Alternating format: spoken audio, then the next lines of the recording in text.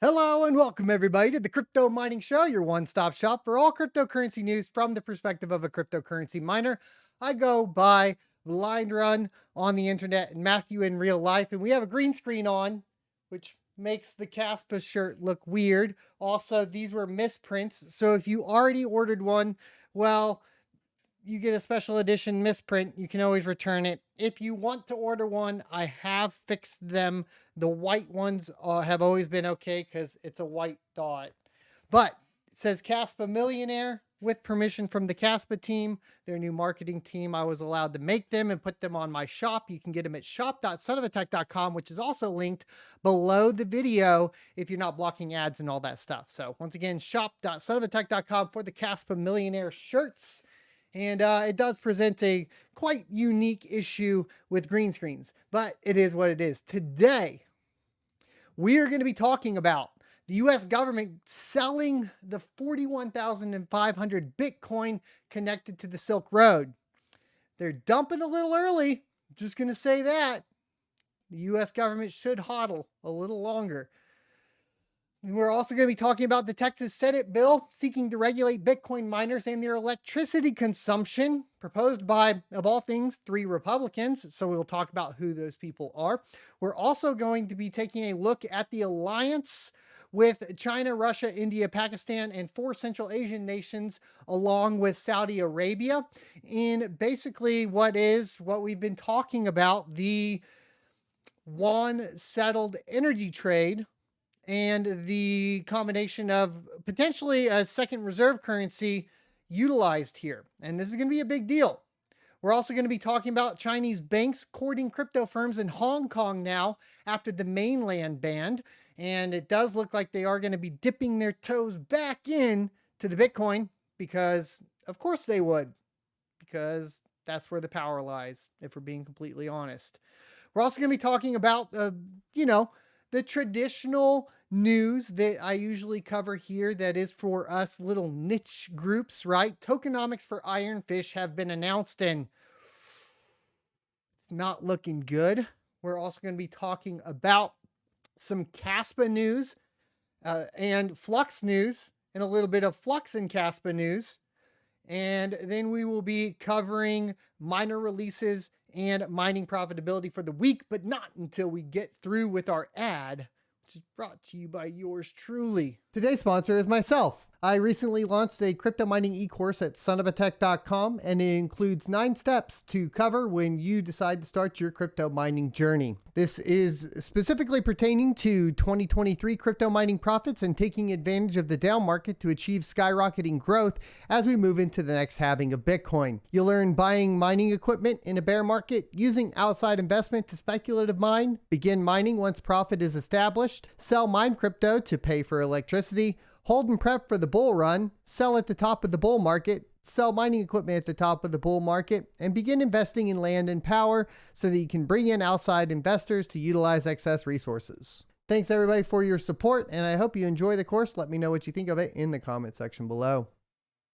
And welcome back. Thanks everybody. Be sure to check out the crypto mining e-course and let me know what you think about it. We've had some positive reviews, some not so positive reviews, and there's a lot to learn there. I kind of did a huge brain dump from a high level, and I think it's worth the price, of course, because we put it up there at that price. And we also have through there a way that you can get into contact with me and schedule consulting time if you're interested in that, as well as don't forget about sonofatech.locals.com, where I map out all of my moves in real time because crypto is always changing.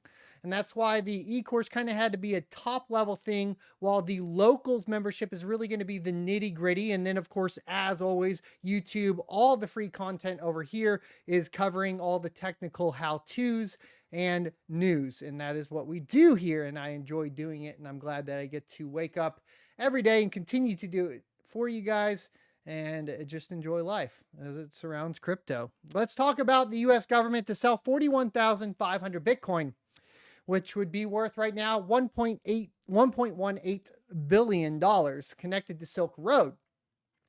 Due to its long history of seizures, the US government is one of the largest holders of Bitcoin. According to court filings, the US government holds more than 2 million. Is that right? That doesn't seem right. Is it supposed to be 2,050,000 Bitcoin? Or is it supposed to be 205,000 Bitcoin? We're going to go with 205,000. That sounds more reasonable. 2 million would be too much. As of March 27th, the numbers reveal that the US government is the largest holder of Bitcoin. Initially, the US government sees Bitcoin maintained by individual X, which is interconnected to the Silk Road marketplace. This left the US government with 69,369 Bitcoin. It was also followed by the seizure of 50,000 Bitcoins from James Zong, who is again connected to the Silk Road. Now, according to details from the latest court documents, the US government is planning to sell 41,500 Bitcoin connected to Silk Road. You know, this is just how they do it. They go in, they confiscate all the Bitcoin, and then they sell it. Here's what's really interesting about confiscation surrounding Bitcoin and some of the factors that really kind of make this sketchy, I suppose, is that a lot of the confiscations that are happening through exchanges and etc. aren't always necessarily tied directly to an individual that participated within Silk Road. For example, if you have a centralized exchange like, I don't know, Mt. Gox or whatever it is at the time, and it wasn't Mt. Gox, but anyways, let's just use Mt. Gox, and you have an exchange that is dumping all of their Bitcoin into one Bitcoin wallet, and it mixes and intermingles all this Bitcoin, and it has, because of that, that wallet has ties to the Silk Road. Well, they go in, they confiscate it, but, you know, user A or B probably didn't even participate within the Silk Road, and they get their Bitcoin confiscated. It's pretty skeezy deal. This is why I'm going to say it. This is why mining is better. Why is mining better than purchasing on an exchange? If you purchase Bitcoin on an exchange, you have no guarantee that it hasn't been tied to something that will be deemed illegal and therefore be under basically the possibility of being seized from you at any given time. Okay. Bitcoin, as it is mined, means it's virgin Bitcoin, hasn't touched any of this stuff in potentially at all, and there is a lot lower chance of you having to deal with seizures, that sort of thing, right? So I wanted to bring that up because this is a hot topic within the Bitcoin mining communities, and a lot of reason why you still see large farms being built out by a lot of different people. It's really interesting, right? But let's go ahead and continue on. So, according to details in the court documents, the government is planning to sell Bitcoin in 4 different batches this year. The details revealed that the government had been liquidating 51,351.89 Bitcoins forfeited in the Albright case. The government sold 9,861 Bitcoin for a total of 215 million on March 14th of 2023. The government is planning to liquidate the rest of the 41,490.72 Bitcoin in 4 different batches this calendar year. The value of 41,490.72 Bitcoin at press time stands at $1.18 billion in US, according to Bitcoin's current price of $28,448. Now, the big question will be, is this enough to impact the price negatively as we see this Bitcoin come, back into the market? Because not only, just to be clear, right, not only is this a big dump in value back into the market, but this is adding more supply back into the market, right? And so it has that potential to bring the price back down for Bitcoin. Is that also part of the plan, though? As we talked about last week, this concerted effort from the US government to stifle cryptocurrency. And as we saw, the announcement from Senator Warren today to create an anti-crypto group. They got an anti-crypto army coming our way. And I think that's not going to pose well for her in elections. But, it is what it is. Some people love it. Some people hate it. Then we'll just go ahead and see. I, for one, will not stand for it, good sir. But it is what it is.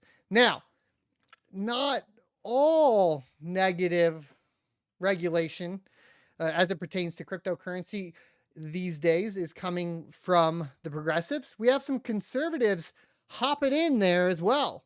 Large Bitcoin miners may face new restrictions from the state Let me restart. Large Bitcoin miners may face new restrictions from the state as Texas tries to protect the state's electric grid from power-hungry customers. On Tuesday, the Senate Committee on Business and Commerce heard testimony on a bill that would also mandate virtual currency mining shut down during the times of a power emergency. Riot Platforms operates a large Bitcoin mining firm in a 100-acre facility in Rockdale, Texas. It is such a power user that when electricity is in short supply, ERCOT pays them to curtail their operations.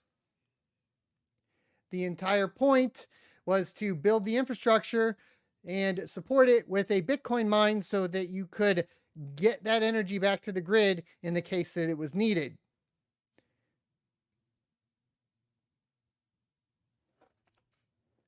Senate Bill 1751 would ban that kind of arrangement. The bill's sponsor, State Senator Louis Colhorts from Brenham, Texas, explained, "We're trying to produce all this new power. We're going to have a lot of this new power taken up by virtual currency mining. And then we're going to pay them to go off the grid at different times, which I believe is a part of their business model." Yes, that's part of the business model. Because what it allows you to do is it allows you to monetize energy that's not being utilized so that in the future, when you do need more energy, you have the ability to adjust that power load and provide it back to the citizens of the state. That's why that business model was created. In my humble opinion, we should be going the opposite direction. There should be incentives put in place for basically residential rates that would also offer that to residents who are mining cryptocurrency, not this opposite direction of removing it for everyone, just to be clear. Also, let's go ahead and talk about this. Let's just be clear, if you remove that incentive from the miners will have zero incentive to turn off, and then you actually have a power problem, okay? That's just the way it would work. Right? If you have an industry that is able to turn off and provide power back to the grid and is compensated to do so, if you stop compensating them to do so, they will stop turning off. Right? SB 1751 would also require large customers to coordinate directly with ERCOT in a power emergency, but other electric providers want the bill to go further. Julia Harvey with the Texas Electric Co-op told the panel, quote, "We would further support a provision that requires these facilities to be off during an emergency, so we ensure that they are shed prior to any residential customer." Oh, that's how they'll solve it. We require you to shut off, we will not pay you, and we will discriminate against you based on what you are using your power for, which is a complete invasion of privacy and, frankly, unconstitutional. So, I'm not a big fan of these proposals. I don't think that this will go through in Texas because we do have proponents of, this type of arrangement from Ted Cruz and so on. And I don't see this actually making it any further, but it's important to bring up so that we know who is, basically proposing these types of things. SB 1751 also seeks to control electricity demand from Bitcoin mining by restricting the tax incentives to lure them to Texas.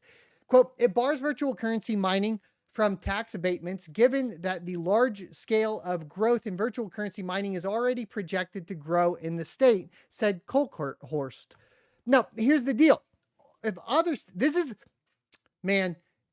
a battle, and the battle is going to come down to which states essentially provide the most friendly regulations and environments for cryptocurrency mining. Texas is pretty good right now on the regulation side, but it's not good on the environment side. You have humidity to deal with, you have heat to deal with, and given the opportunity to move to a colder state that's more crypto friendly, I believe a lot of miners will do so. And that's just fact. So if you want to go ahead and remove all of the incentives, then you will lose cryptocurrency miners in the state. If you lose cryptocurrency miners in the state, you will lose, basically a huge chunk of income that helps build infrastructure. It is what it is. Riot Platforms Bitcoin mining is well established in Rockdale, but they worry the proposal could limit their expansion plans.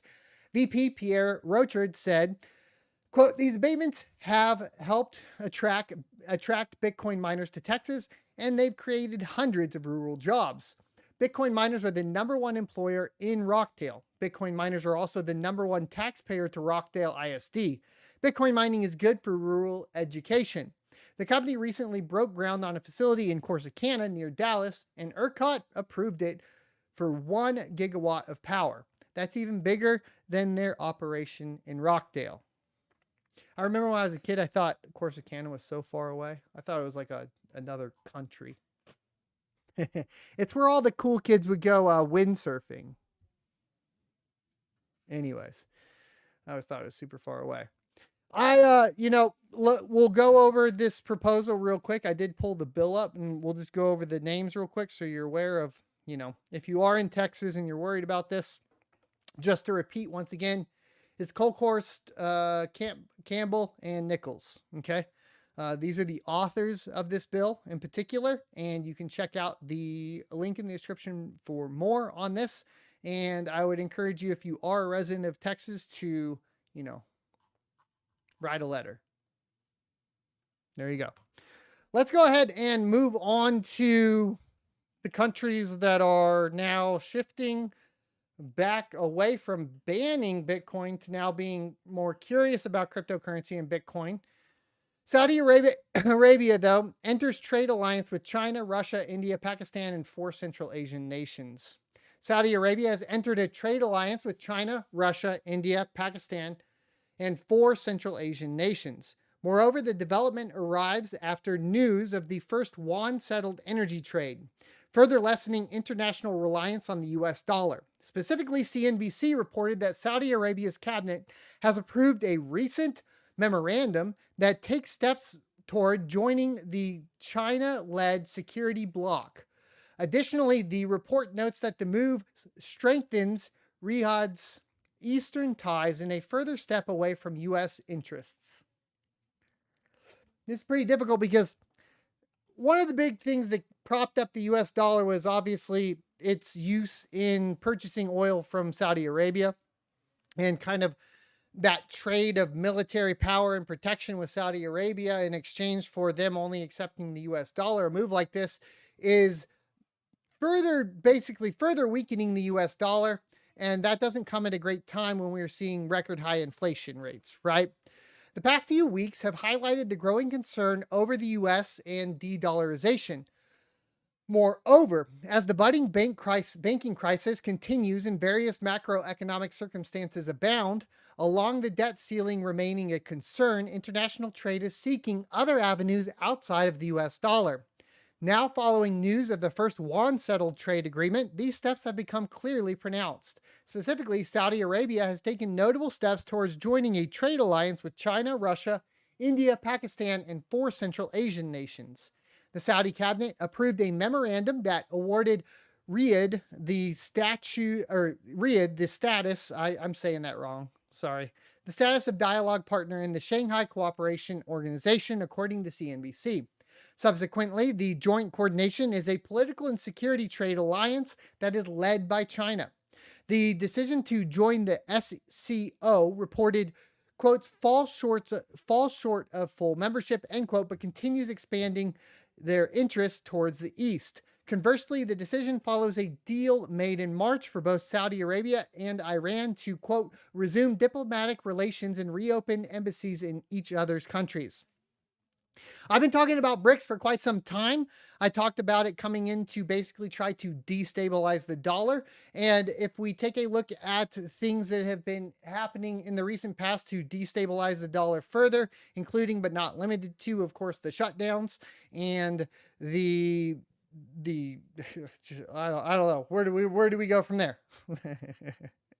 The shutdowns, which obviously spurred on the inflation, which has in turn increased the amount of dollars in circulation, which has in turn decreased the value of the dollar, which is being propped up, of course, by energy, right? And this is something that the software talks about, that I've been trying to get everybody to go read that book so that everybody understands what I'm talking about when I refer to this, but like, it really is all just about energy. And you can have a completely peaceful collapse of a nation if it fails to accept or capitalize really, or move fast enough into new technologies, right? We talked about Constantinople example with the cannons and the collapse a week later or a year later when they refused to, do cannons. They collapsed and lost due to the cannons, basically being used against them when they didn't have any cannons. And it's there could be a potential destabilization of the US dollar based on the anti-crypto stance of a lot of people within the current US government. Because at this point, Bitcoin does become this unattackable store of value that can be used to strengthen a country's position financially, right, and economically. And to completely ignore that and not foster that innovation will put you in a poor position at the end of the day, right? I mean, that's really what it comes down to.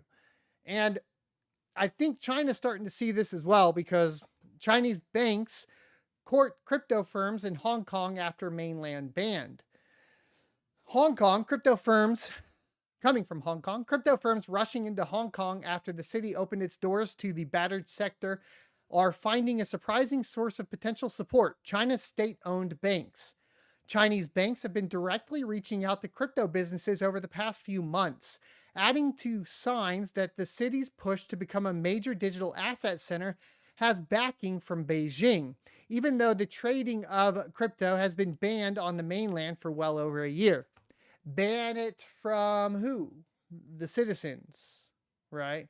But it's clear that they see that there's power within cryptocurrency, because what are they running to, right? And if you wanted to have any sort of indication of where things are headed, I would say this is a pretty good indication. The Hong Kong arms of Bank and Communications, Bank of China and Shanghai Pudong Development Bank, if I said that correctly, have either started offering banking services to local crypto firms or have made inquiries, according to people with knowledge of the matter. On at least one occasion, sales representatives from one Chinese bank even visited the office of a crypto company to pitch its services, said one person. So, as opposed to what's happening in the West, where we see basically this concerted effort to close down and stop crypto participation with US banks, right? Now we're seeing Chinese banks go in and try to start participating within cryptocurrency. So it's two very opposite interactions happening here. The olive branch is notable as the sector has been shunned by major banks and faced difficulties in securing normal banking services, such as opening an account to pay staff and vendors. It is also an opportune time, with the lenders filling a void after the failures of U.S. tech banks Silicon Valley Bank, Silvergate Capital, and Signature Bank. The push by Chinese lenders means a lot to us because it's something you'd never expect at this point, even around the globe, said Mr. Sungmin Cho, founder and chief executive of Beable, a provider of a messaging system for decentralized applications. And I mean, it is sort of shocking, right? But it's kind of the perfect setup if you want to prevent, individuals within the country from participating in it, because you can maintain control with your own centralized digital currency, right? The central bank digital currencies. And then at the same time, still be playing the game. This really isn't dissimilar from China's strategy in general over the past decades, right? It's like China as a country sort of participates in capitalism, but not with the actual citizens that they govern, right? So it's like it's always been kind of also playing an unfair game. It's like the capital of a nation versus the capital of individual countries in the West. Obviously, which one's going to win out there? And this strategy that they're utilizing with Bitcoin actually falls completely in line with the same strategy they used in relation to capitalism. So it's not really surprising to me. Now that we've gotten all of the political drama out of the way, let's go ahead and talk about more drama, tokenomics for Ironfish. Now, Ironfish is a new cryptocurrency that has gone through 3 test nets and will be launching on April 20th of this year. So that's going to be next month. We got less than 30 days now for this launch, and they have released their tokenomics for their layer 1 chain. Now, what it's supposed to do is provide zero knowledge proofs and basically, as they describe it, an SSL for Web3. Essentially is how it's described. That's kind of the selling point, right? This privacy for Web3. Privacy for Web3, that's the selling point, right? Got it done. It's going to be on Blake 3 algorithm. For those that are unaware, it shares a similar algorithm to what Alephium is currently using. So if you're wondering how your clocks and stuff are going to work on this particular mining algorithm, you can check it with that. It's going to be pretty straightforward. But this isn't looking too good. Ironfish is a layer 1 chain based on proof of work. Every single Ironfish transaction is encrypted, hiding sensitive user information on who the sender is. We covered all this, right? We don't need to really get into this. Let's talk about the token supply and distribution data. And really, for the most part, you guys need to know this. The Genesis block is the first block in the Ironfish blockchain. The Ironfish Genesis block includes 42 million tokens.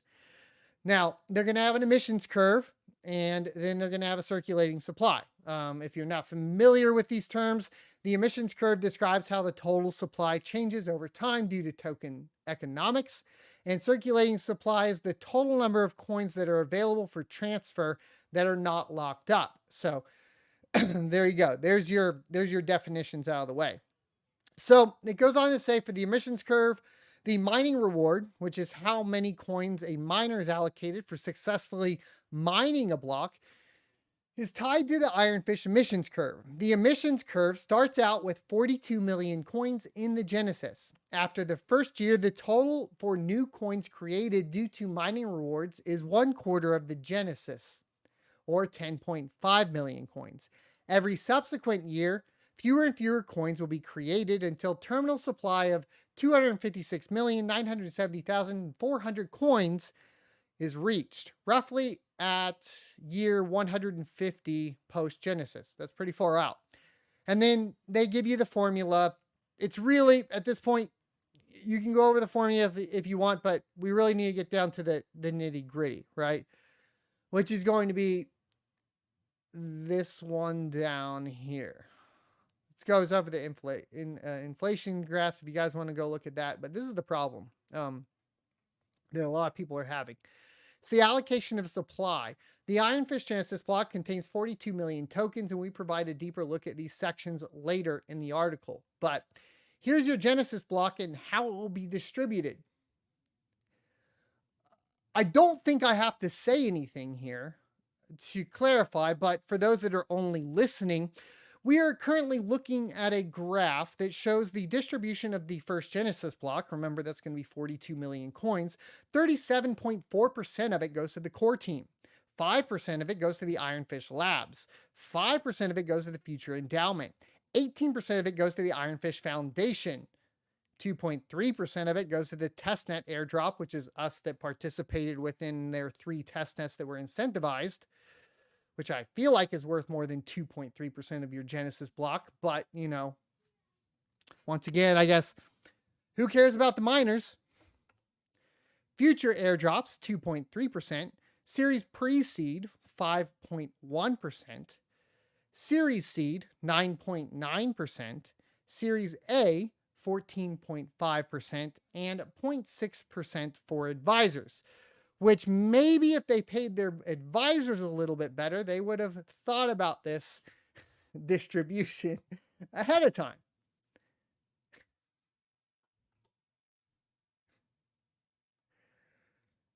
Oh, the chart below shows the 4-year circulating supply. By the way, if you guys want to go over like each one of these, just know this, a majority of these, let's take out the Series A investors, the Series Seeds, right? This is all standard, I suppose, VC type stuff, airdrops, standard VC type stuff, right? Let's just get rid of all of this.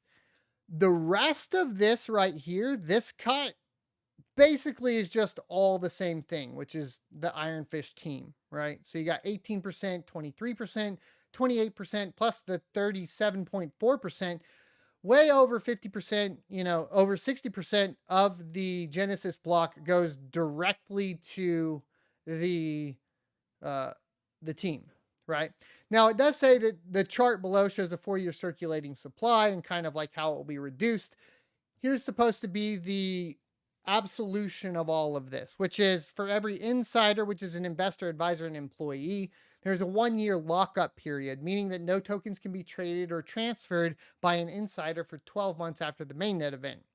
For every insider, investor, or employee, vested tokens will become eligible for transfer monthly over a 24-month period, including the mandatory 12-month period post-mainnet, so about 3 years. And for every employee, there is a 4-year vesting, 1-year cliff on top of the lockup schedule. So for the employees, only the people that are working for them are going to have the longest lockup of 5 years, but whatever. Now it does show how after a year, mining rewards will be 29%, of the rewards, provided miners, that's how much they'll have 30% of the distribution. You're still way outweighed by everything else. There's they try to show after 2 years, it'll go up a little bit more. 36 months, it'll go up a little bit more. I think even at 4 years, mining rewards aren't even 50% of what was allocated in the Genesis block. And so terminal supply, 83% will go to mining rewards. Okay. And here's another problem I had. Okay. This huge chunk, this core team chunk, is not listed. They do not list that in their category explanations. Okay. So the largest chunk,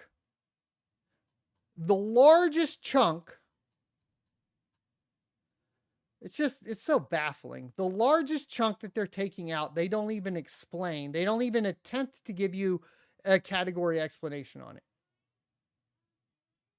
Right? They'll tell you the foundation and when it's founded and to enable it of engaging growth and blah, blah, blah, blah, blah. Same thing.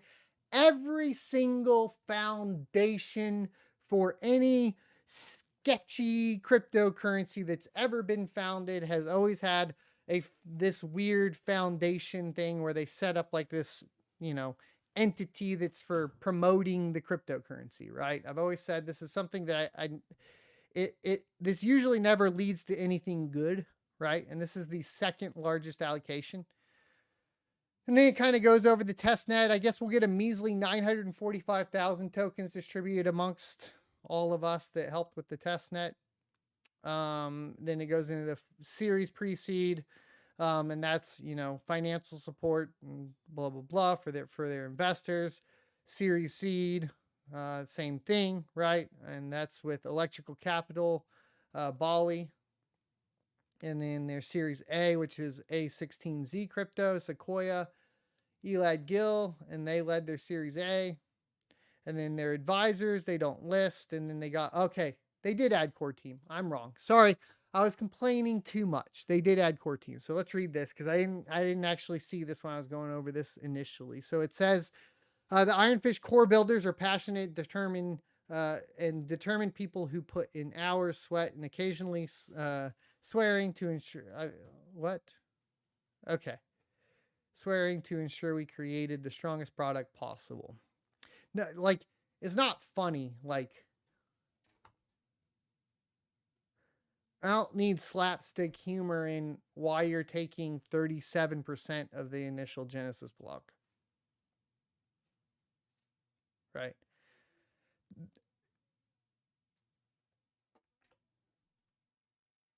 It's not funny. Are you amused by this?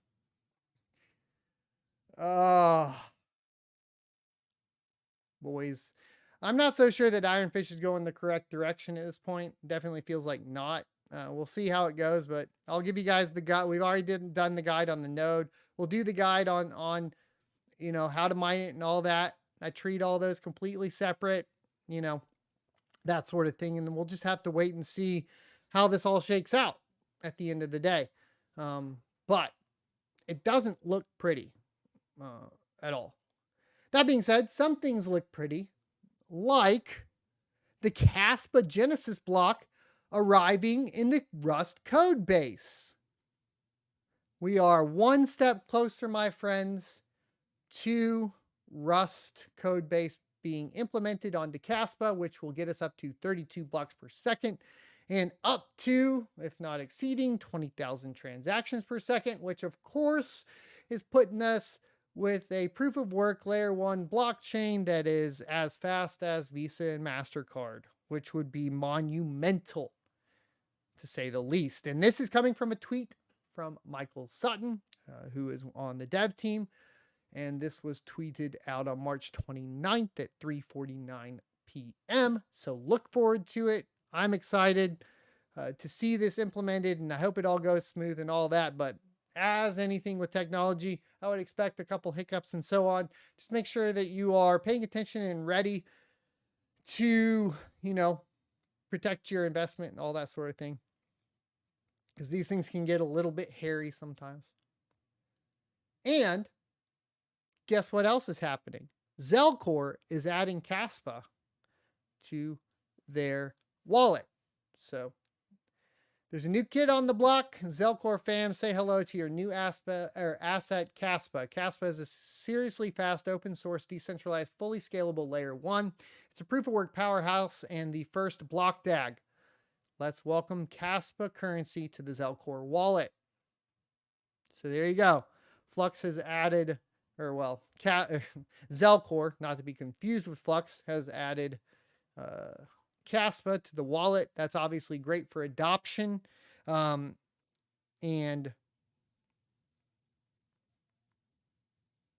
now you can hold kaspa there. I would still recommend holding your kaspa in a decentralized manner, which of course Zelcore is not. So use Zelcore for its services, for its awesome services and so on.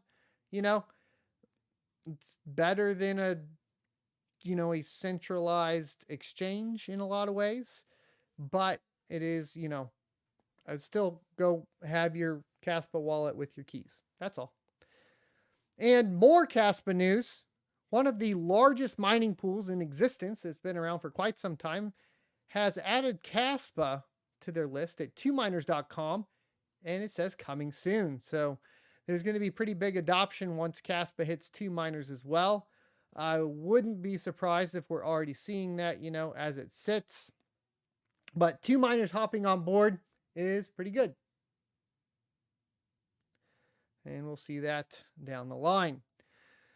Let's get into miner releases for the week. Now, this was last week for Gminer, but we didn't catch it last week. Anyways, version 3.31, they increased the hash rate for Conflux plus kaspa, and Conflux plus kaspa plus ZIL, and display memory temperatures under Windows on the latest update. And you can get more information on their Telegram. In addition to that, we have LOL Miner version 1.72, which was also released last week, improved Nexa mining performance by 4%. I thought we had a newer one. Am I wrong? No, that's right. Okay. Improved Nexa mining performance by 4% on AMD Vega, Navi, and Big Navi GPUs, and by 2 to 3% on NVIDIA Turing and Ampere GPUs. So you can follow their update commands if you want to update your LOL miner in HiveOS or RaveOS, and give it a shot on Nexa mining and see if you get a performance improvement. And then finally, we have BZ Miner version 14.1.1. And that means that LOL should have, that's why I thought a new one was coming here, because usually they release at the same time, but I guess maybe LOL is a little bit behind. But in the latest BZ Miner, which released yesterday, they claim to have significantly improved kaspa hash rate and efficiency. I did test this on, what was it? I guess was it last night on locals? anyways, we tested this. It didn't seem to, it still seems like you get better performance on, what is it, LOL miner? What is it? Why am I derping?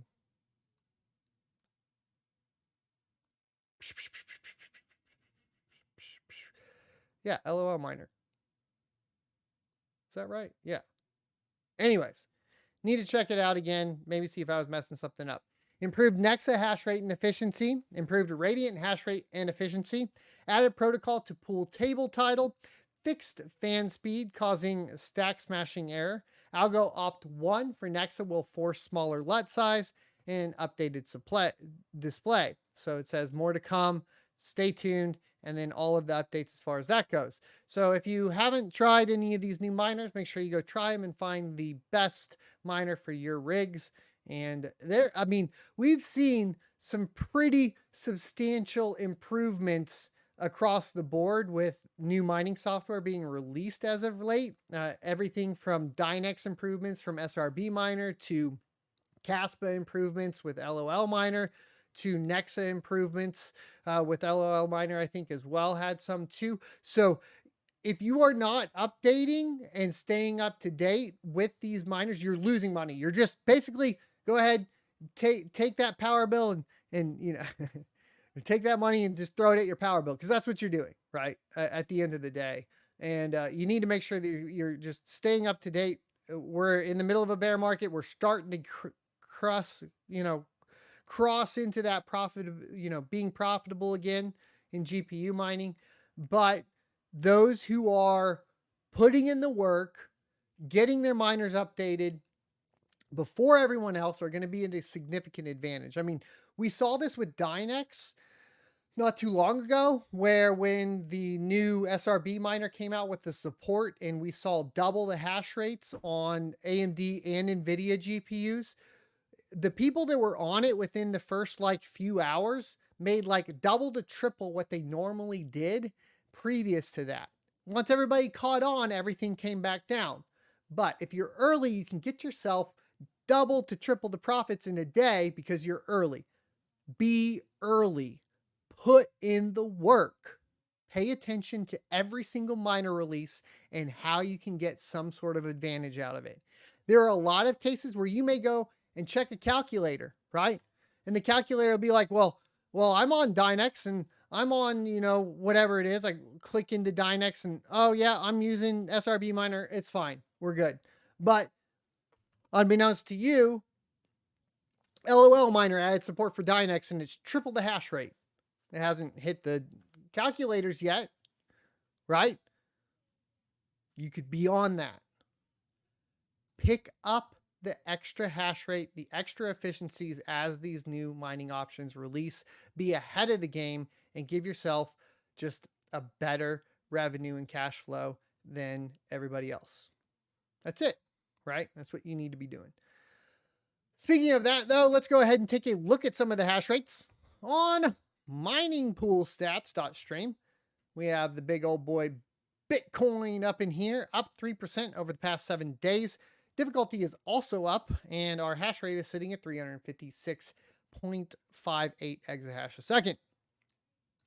And then we'll get into the fun ones, like Ethereum Classic. Ethereum Classic is up 1.67% over the past 7 days and is sitting at 114 terahash a second, and the difficulty has decreased. Ethereum Proof of Work is down 1% over the past 7 days, and the difficulty is remaining about the same with the hash rate at 20.13. Ethereum Fair is sitting at 1.78 terahash a second, and it's up 2.25% over the past 7 days with a significant decrease in difficulty here. Looking good. Let's go ahead and take a look at Ergo. And on Ergo, we're seeing a significant decrease in hash rate actually over the past 7 days. The price has not really moved much over the past 7 days. It's down about 1%. The difficulty is starting to come back down as well, as the hash rate has come down from about 30 terahash a second to 24 terahash a second. There you go. Some people are finally, I guess, the hardcore Ergo miners are giving up. Possibly. That's actually, I'm curious. Were you mining Ergo up until the past week and decided to come off of Ergo? And if so, which coin did you move to? Let me know. Kaspa is up 93.84% over the past 7 days. It's hard to believe. It just is. With a network hash rate of 708 terahash a second, which is actually like 120 terahash a second over what the total pool hash rate is, meaning it is the most, probably has the most hash rate running solo out of any other coin I've ever seen in my life, which is pretty impressive. Difficulty is skyrocketing, of course, to keep up with that. But we'll see if that, as long as price keeps going up with hash rate and difficulty, everything's good to go. We'll have to see where it goes from there. Now, another impressive one that I was looking at the other day was Nexa.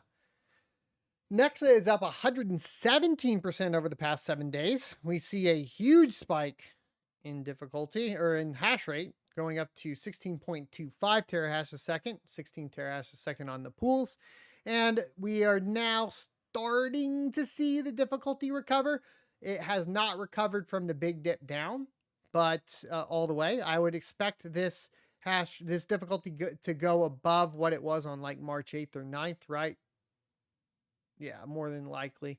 But we'll have to just wait and see. It just is, it looks like it's taking a little bit longer to adjust out. Another one is ALF, or Alephium, which is up 36.76% over the past 7 days, sitting at 52.98 terahash a second. And the difficulty chart doesn't appear to work anyways. There you go. That's as far as that goes. There's also Radiant, which is also up 33% over the past 7 days. And the difficulty is currently down along with the hash rate, which is at 15.44 terahash a second.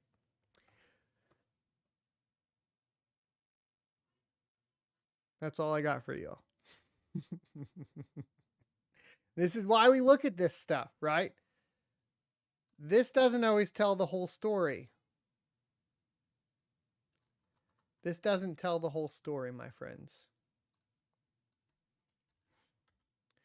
Let's take a look at Dynex, which is up 121% over the past 7 days with a huge increase in price today. Holy moly. We've been talking about it on locals quite a bit. I had a lot of FUD surrounding it on the old social medias. The developers were actually extremely responsible. They didn't go out there trying to combat the FUD or anything like that, kept their heads down and have really, I think, come out on top. If you look at what's happening at this point, we're getting a really nice stabilization in price. We're seeing pretty good increase tick up in hash rate up to 64 megahash a second.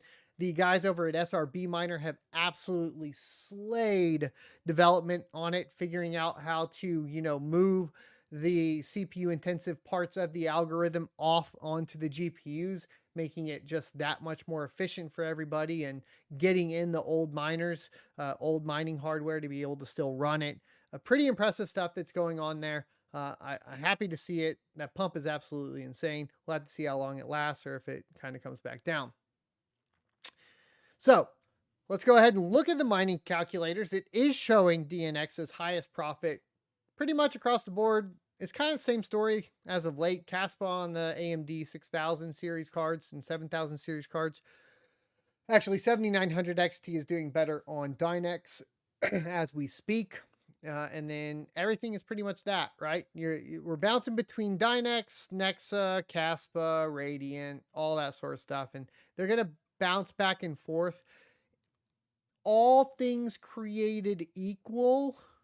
I wouldn't chase too much unless, of course, like chase minor improvements, test minor improvements. Like if there was like, I don't know, an improvement for a miner that actually makes it more profitable than one of these, then yeah, don't chase too hard, because what you'll end up doing is like just bouncing back and forth as everybody else is bouncing back and forth.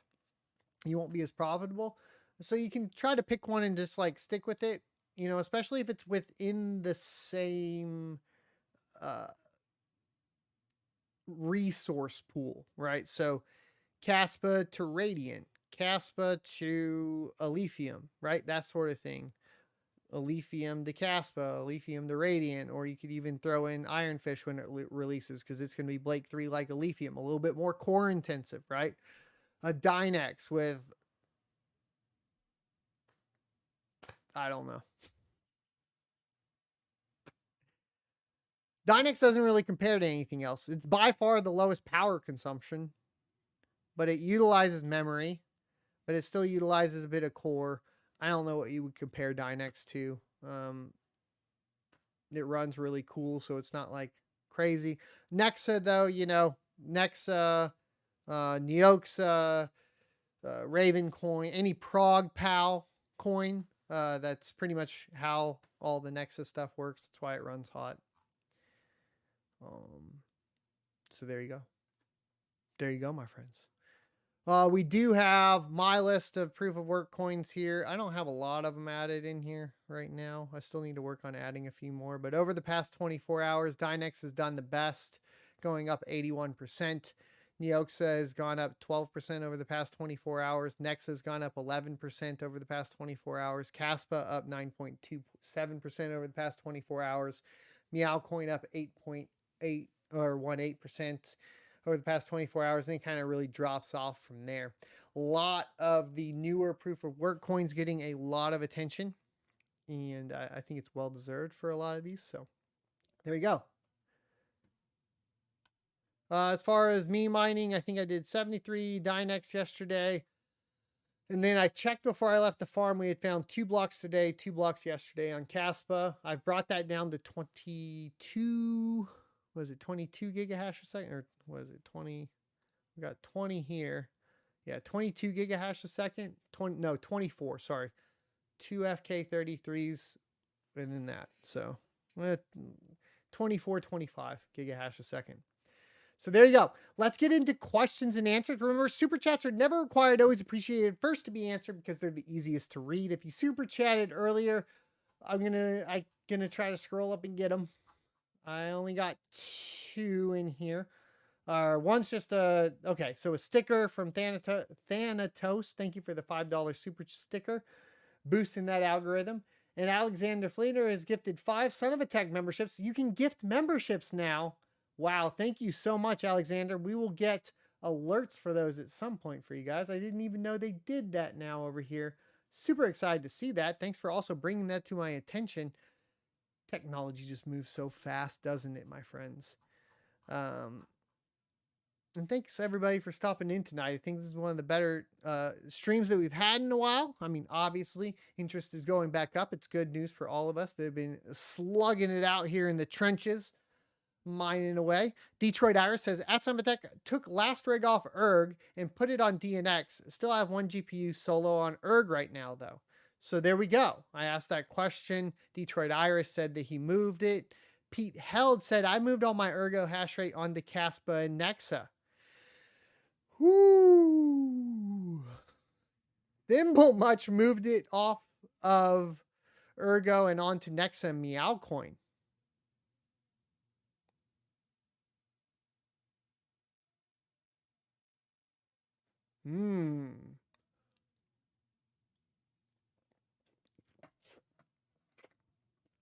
Interesting. Vader says, mentioned in the course that you move X amount to an exchange weekly to liquidate for power. How do you calculate that with the shifting prices? You have to calculate. So that's what all the tracking software and everything is important for, right? Specifically the tax tracking software. But as long as you're importing into like those, you'll be able to see all of that in real time, right? Like it will pull and it'll show you like what it's at. But just make sure you're using tools that will track all of it. Obviously, like when it goes into the fees will be in there, and that will come out, and then you'll have your capital gains or loss on depending on like when it was mined and when it was sold. And that should all be in there. It's a little trickier if you're going from a really small cap coin into it. Best thing I can say is like transfer it to Bitcoin and then work off of the capital gains off of the Bitcoin, right? Because that's going to be easier to track in like Coinbase or crypto.com. Obviously, for tax purposes at the end of the year, whatever, like when you're calculating like your costs, that's pretty easy. But for like your tax purposes with capital gains and all that at the end of the year, obviously get with the CPA, make sure it all like comes out nice and pretty. Overpay if you have to, or whatever is suggested by your tax attorney or CPA. Know what I mean? Jeff says, at Summit Tech, sorry, join late. Do you cover what you're going to be mining on the new rig you posted on Twitter? Ha ha ha ha ha ha ha ha ha. You wait and see, but probably Ergo. Kirk says, at Summit Tech, 1.0 miner is a huge improvement. SRB miner, check out Mine Something's video on DNX. We already talked about that on this channel too. Yeah. Gordon Murray says, at Summit Tech, did you see the MYB show this morning? No, why is everybody asking me about that? Was I mentioned or something? I've been getting that question on socials all day today. I don't know why. Oh, that's being brought up. Martin says, at Summit Tech, would you mind Nexa, Kaspa, or both? Just, I don't like Nexa in my environment because it's starting to get warm again. Even to the point to where one of my rigs I did shut down today because it was just too hot for that particular rig. And so Kaspa, because of the lower power consumption, lower heat, right?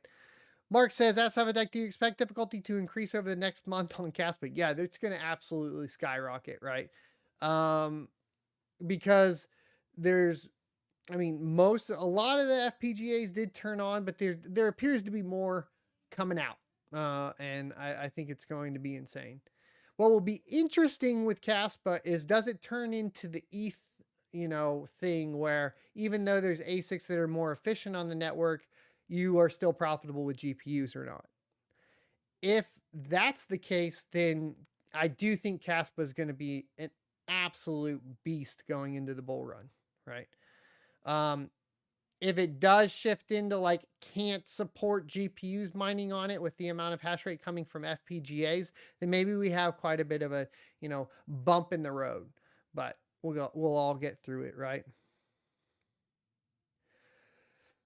Vader says, that's Son of a Tech. Thank you. Get the course. It's worth it. Thank you, my man. You can check out the course, guys, at sonofatech.com. Please check it out. And then the Kaspa shirts at, oh crap, at shop.sonofatech.com. There you go. Or down below the channel. Thomas Sherman says, that's Son of a Tech, when Kaspa Asia. I don't know what that means. When Asia starts doing it.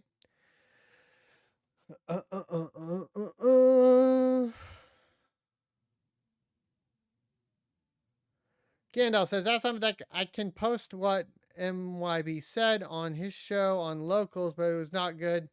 And what appeared to be a direct attack on you? Well, I don't know. I don't care then, dude. I really don't. Everybody's going to have their opinions and so on. It really doesn't matter. Support Mr. MYB and all of those guys. Crypto Wendy.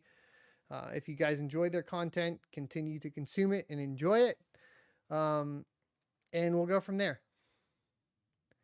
We are all the same. It's a mirror, right? So I always look at it this way. If somebody is, and we can get into this, like I have a lot of philosophies, but if somebody is putting a direct attack on you, they're mirroring themselves, right? So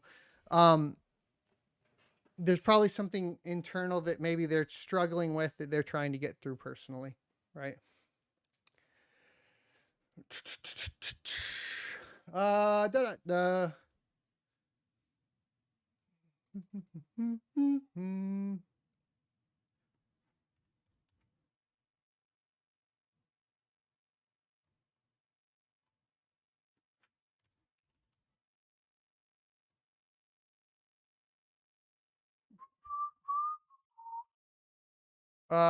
Conflicted says, are you streaming later? Yeah, I'm going to be doing some Diablo 2 Resurrected barbarian leveling, solo leveling. If you guys want to join in with me, that's cool. I just don't like playing with people that rush me. I don't like being rushed. I'm getting too old to get rushed. So like, if it's like, well, I'm like, all right, I'm just, you play at your pace, I'll play at my slow, you know, getting, I'm a, you know, turning into a relic when it comes to playing video games. So it is, it just is what it is, right? Blockchain domain, thanks for the $5 super chat, says, I didn't just, my butt just likes you so much, it blew a kiss. All right, there you go, my friends. Lex says, how many kaspa do you mine per day? Used to mine a lot more than I do now. Now it's probably somewhere around 500 a day. 500 to 700 a day, somewhere in that range. Or what was it? 500 to 750 a day. We hit 2 to 3 blocks a day right now on 25 gigahash. So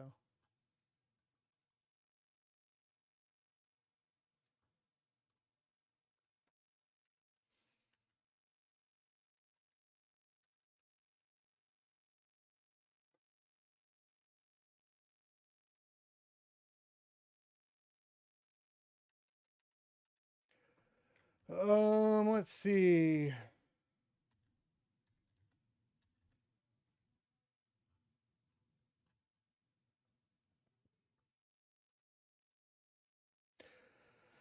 Gandalf says, that's how Tech, any plan to get an FPGA rig from Coastal? Well, ask Mark. I think he's in chat. Mining and Trading says, that's how Tech spotted it. You got it, is the old saying. Spot it, you got it. Oh, I get to what you mean. Yeah. Or the coffee calling the kettle black or all that. I'm of the mindset that I'll keep everything.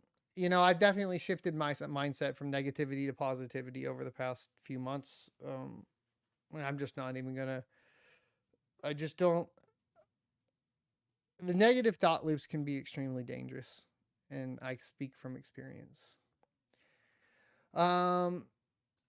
Geek of all trades says, that's something Tech, if you didn't run a node, where would you recommend solo mining to? I wouldn't recommend solo mining unless you're mining to your own node, because otherwise you're not really decentralizing the network anymore.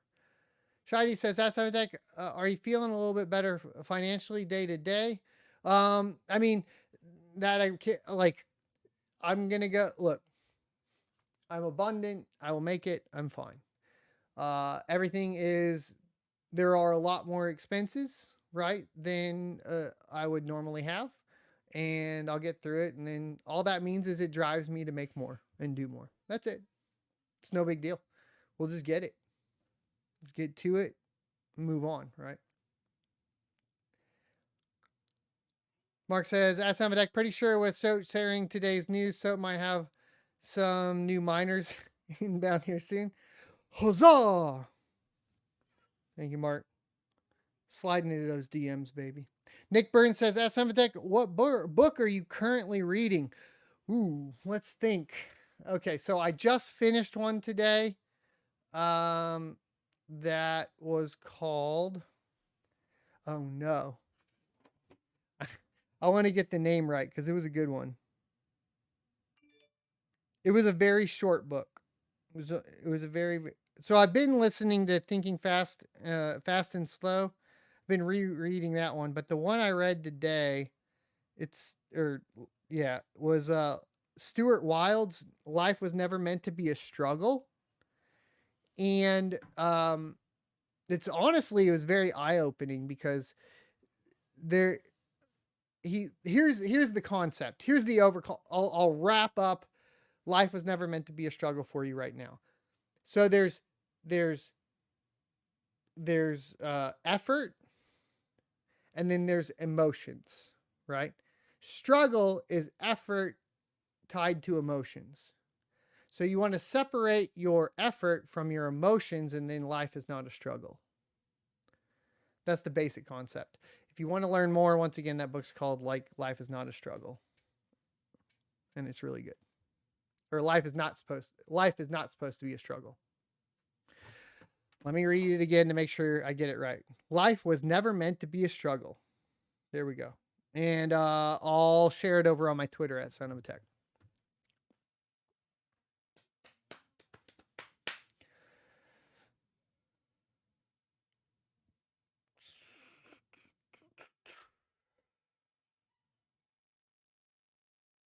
Bow, bow, bow, bow.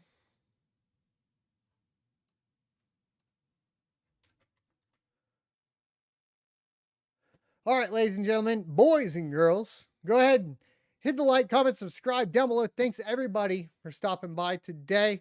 And I think we have quite a few good things rolling out into the cryptocurrency market. If we actually, I heard a couple of people say that, you know, because of the, I don't get into trading because I think that's a dangerous game to play on the influencer game.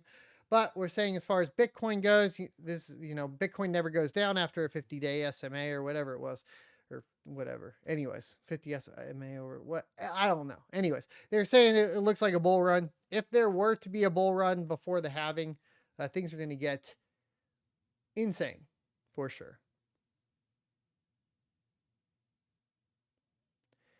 Thanks for watching today, and I will see you next Tuesday. We are going to be streaming Diablo 2 Resurrected on twitch.tv/blindrun.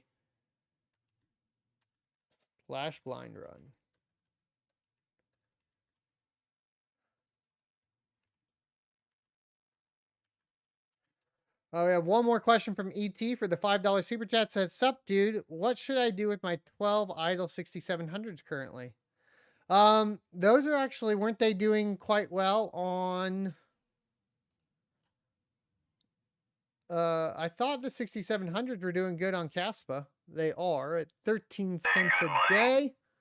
Hey, good money. You got, well, now you guys can't see it. Thanks for following over on Twitch. Those are some Twitch alerts. Yeah, at 13 cents a kilowatt hour, you're doing profit at 33 cents a day on the 6700s. And really, with the price of kaspa, you know, let's just say if kaspa, how do we put this? It looks really promising that kaspa is going to complete its move to Rust. And if it makes its completion over to Rust, it's